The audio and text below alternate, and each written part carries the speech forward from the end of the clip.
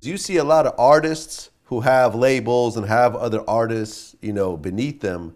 But Cam is one of the few artists that actually could take a step back and push other people to the front and let them get their shine. Yeah, no, that's a You know what I'm fact. saying? Like you just don't see that very often. Like, cause damn near every rapper has a crew of rappers. Yeah. But they just push themselves. Like Yeah. Cameron, and I've seen it. Like, like with Vado, like I remember a show with Cam and Vado, and Cam just sat back and let Vado do the whole damn show. Like you just Facts. don't see that ego-wise in rap. Facts.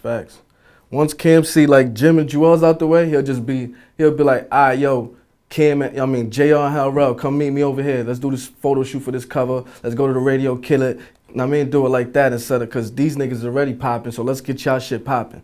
Like that, you know what I mean? So, after that, we ended up, I was in a bidding war. I was in a bidding war with Koch Records, with Warner Brothers, which is Asylum, Joey IE and them.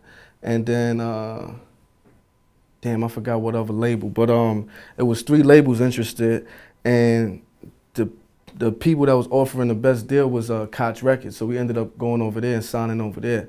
And then, I started on the album, and yeah, history from there.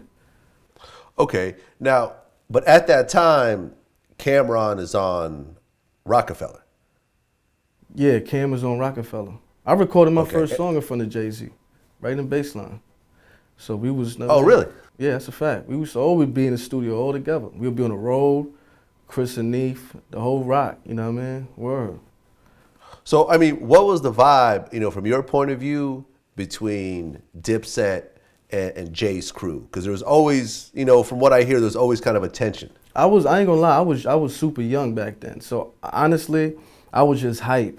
I was hyped to be in Def Jam offices, Roc-A-Fella offices every day, hyped to be in Baseline, you know what I'm saying? So I wasn't really noticing too much except for little things, and that wouldn't even bother me. Like, it'll be a time where it'd be me and Jim, and I was playing a game with my dude that I brung with me to Baseline, and I forgot what game we was playing, but we was playing the game, and then Hove walked up and was like, yo, he's like, yo, what y'all playing? What game is that? And we told him, he like, all right. And then he stood there for a minute, and he walked off, and we continued to play. And after a while, like after 20 minutes, like I ain't hear no music because Jim was in there recording. The lounge we was in was right here, the room was right there, and he just came out and said, "Yo, we out." I'm like, "We out? What happened?" He like, "Yo, we just out. We out." I'm like, "Oh shit!" So I was just seeing little shit, but I didn't think, I didn't really think nothing of it. You know what I mean? Okay. So you go and get your deal with Koch. You put out your project, your first project on Koch, right? And it had the Dipset eagle on it and everything else like that, right? Yeah. How well did that project do from your point of view? That album was #2 in the country. It would have been #1 if it wasn't for Rest in Peace Pimp C. It was definitely #2 in the country. It did great numbers. They was happy over there. You know what I mean? So how did it feel to have your first solo project out? Honestly, it felt good, but honestly, in my mind, it was like, and I might get this from Jim, Kim, and Juelz, but I had that confidence where, this is what's supposed to be, but like, let's make it even bigger. Like, you know what I mean? Like, I'll be in the shower and I hear my single, 3 in the afternoon. You know what I'm saying? Like, every day. I hop in the car, I hear it again.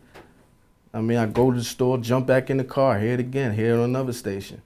So, I just looked at it like it was normal. Like, it was at one point, me and Cam looked at each other and said, yo, we the flyest, nicest niggas out, man. Like, nobody could fuck with us. That's how we just felt. Like, word. That's what's up. Now, at what point did the problem start in Dipset? A little bit, maybe. Like, problems like what? Well, Dipset eventually broke up. And you see where it is right now. Like, at what point did you guys go from being a tight-knit family to, people starting to move away and so forth? It was around the time, it was a little bit after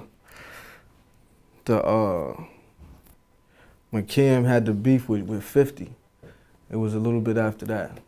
Cam had moved to Orlando, and yeah, nobody could contact him, so everybody was like basically doing their own thing. You know what I mean?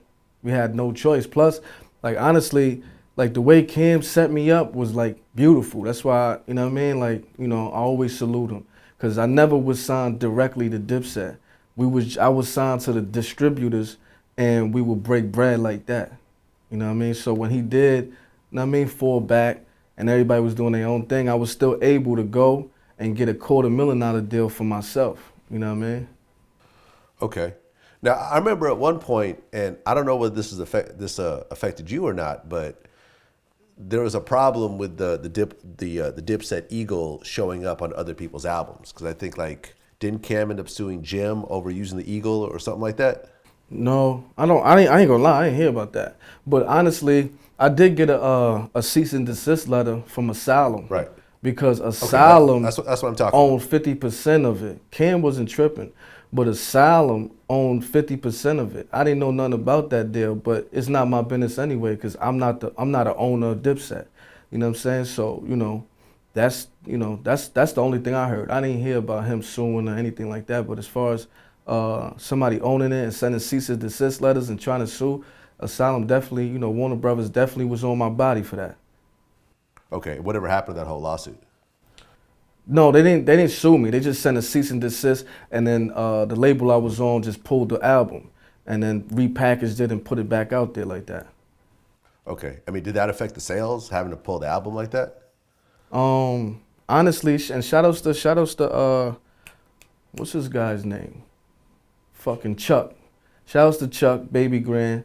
You know what I mean? They gave me the biggest deal they ever gave an artist. But honestly, I had learned doing deals like that, where you get the fast money up front, $250,000 and all of that, is kind of it's not always good money. You know what I'm saying? Because you know what I mean, they don't have a they don't have a track record for really doing sales, and they don't really have a team. They got the money, or whoever's giving them that money to give to me, but they don't have a team to really like push it like a Koch Records, because that's like one of the biggest independent labels, period, or Def Jam or places like that. So, you know what I mean? It ended up doing maybe like 20, 30,000, but it really didn't do good. But for them, it was okay, you know what I'm saying? Because they wasn't really used to really doing big numbers, you know what I'm saying? So that kind of like, I had to talk with somebody from Interscope, and they told me like, stop doing deals like that. I know the money is right and all of this other stuff, but it kind of like fucks up your resume, because when you